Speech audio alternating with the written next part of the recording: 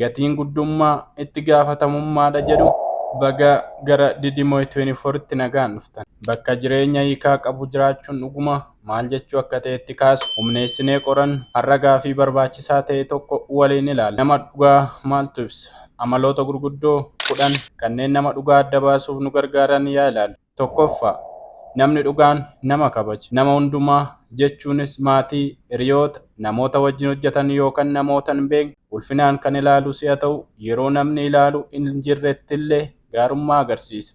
Akkuma Riichard Biraansan jedhu kabajni nama hunda akkamitti akka qabdu malee namoota dinqisiifachuu barbaaddu qofaaf miti jedha.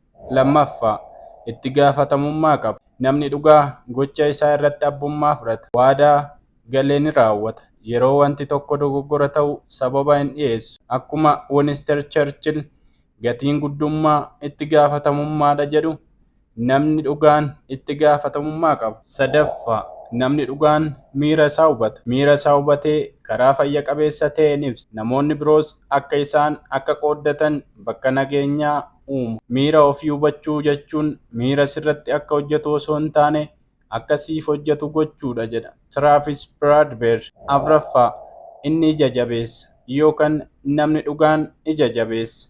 Gootummaa qaamaa qofa miti waan sirrii ta'eef dhaabbachuu fi qormaata damdamachuu danda'a. Akkuma Mark Twain jedhu ija jabummaan sodaa mormuu, sodaa to'achuudha malee sodaa dhabuu miti jedha. Shanaffaa, namni dhugaan nama deeggarsaati.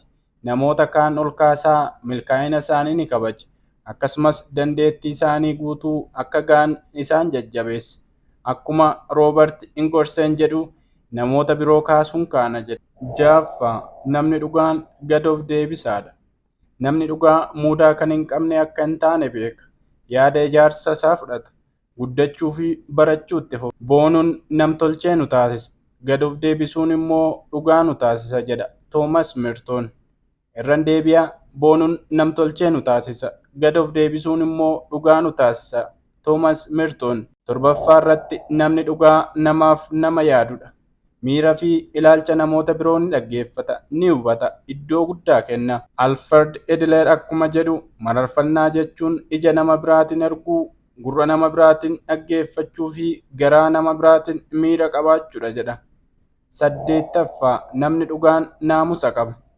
Duudhaalee isaa irratti jabaatee dhaabbata. Filannoowwan amanamummaa fi haqummaa calaqqisiisan godha. Toomas Jaafarsan akkuma jedhu dhimma akkaataa irratti kaarentii waliin dabale. Dhimma qajeelfamaa irratti akka dhagaa dhaabbadhu jedha. 9ffaa, sammuu banaa qaba. Namni dhugaa ilaalcha adda addaa hammatee akka nama tokkootti guddachuuf yeroo isa barbaachisetti madaqa. Albert Einstein akkuma jedhu safartuu sammuu dandeettii jijjiirramaati jedha.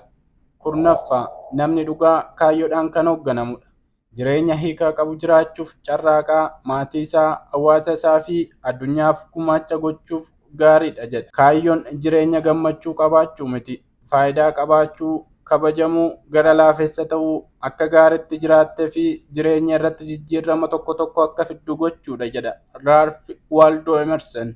Egaa dhaggeeffattoota, nama dhugaa ta'uun boca tokkotti makamuu miti. Waa'ee amala, amanamummaa fi jijjiirama fiduudha.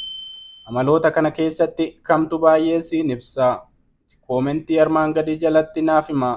Akkasumas laayik gochuun dagatinaa. Sheerri fi qabiyyee kanaan wal fakkaatan dabalataan argachuuf Didimooy 24 subscribe godhaa. Yeroo itti aanutti wal argina. Kuni mootoo keenya Didimooy 24 guddinaaf dhaabbadhu, kaayyoodhaan jiraadhu.